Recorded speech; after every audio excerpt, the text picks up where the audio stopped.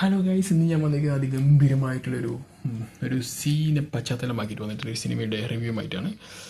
In the heart of the sea 2015 ഇറങ്ങിയിട്ടുള്ള ഒരു ഗംഭീരമായിട്ടൊരു മൂവിയാണ്. Action, adventure, പിന്നെ ഡ്രാമ, ഡിസാസ്റ്റർ, സർവൈവൽ ഇങ്ങനെയൊക്കെ വരുന്ന ജോണറിലാണ് ഈ സിനിമ വരുന്നത്.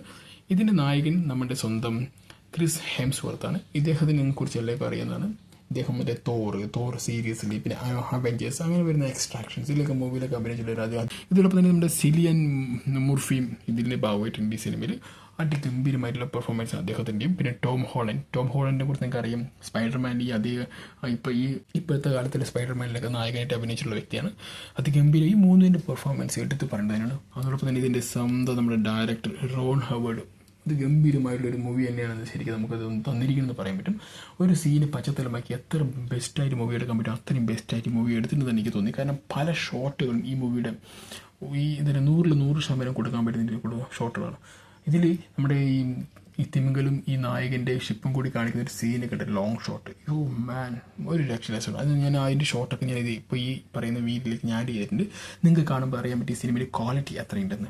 ഇതിൻ്റെ ഒരു 84 ഡേയ്സോളം ഇവർ സർവൈവ് ചെയ്യും. കാരണം ഈ സീൽ ഇവരെ മൊത്തം ഷിപ്പിന് ഈ തിമിംഗലം അടിച്ച് തരിപ്പണമാക്കിയിട്ട് ഇവർക്ക് ഒന്നുമില്ലാത്ത രീതിയിൽ പോകും. അതിന് ശേഷം വീണ്ടും ഒരു കുഞ്ഞു അവരുടെ ഉള്ള ഒരു കുഞ്ഞു ബോട്ടോ കുഞ്ഞു തോണിയോ എന്ന് പറയില്ല, ആ രീതിയിലുള്ള സാധനത്തിൽ അവർ കയറിയിരുന്ന് പിന്നെ അവർ 84 ഡേയ്സും വെള്ളവും വെളിച്ചൊന്നും ഇല്ലാതെ ജീവിക്കും. അതിന് ശേഷം കരയിലേക്ക് എത്തിയിട്ട് അവർ എന്ത് ചെയ്തു, അതൊക്കെയാണ് ഈ സിനിമയുടെ ഒരു കഥ. പക്ഷേ അതിഗംഭീരമായിട്ടുള്ള സിനിമയാണ്. നല്ല രസമുണ്ട് കാണാൻ. കാരണം നമുക്ക് ഒരിക്കലും ഒരു ഭാഗത്തും ഇത് നമ്മളെ ബോറടിപ്പിക്കുന്നില്ല. അതാണ് ഏറ്റവും വലിയ ഹൈലൈറ്റ്. തുടക്കം വരെ നമുക്കൊരു ഇൻട്രസ്റ്റിംഗ് ഫാക്ടേഴ്സ് തരുന്നുണ്ട്. ഈ നമ്മുടെ ഹെംസ്വർത്തിൻ്റെ ഒരു അടാറ് അഭിനയമാണ്. അവസാനമൊക്കെ ഇദ്ദേഹം സർവൈവിലേക്ക് എത്തുന്ന സമയത്ത് ഇദ്ദേഹത്തിൻ്റെ ജീവൻ പോലും ഇല്ലാത്ത രീതിയിലേക്ക് ഇദ്ദേഹത്തിൻ്റെ ആക്ടിങ് ഉണ്ട്. എൻ്റെ മോനെ ഒരു രക്ഷയില്ല. കിടക്കാഴ്ച പടമാണ്.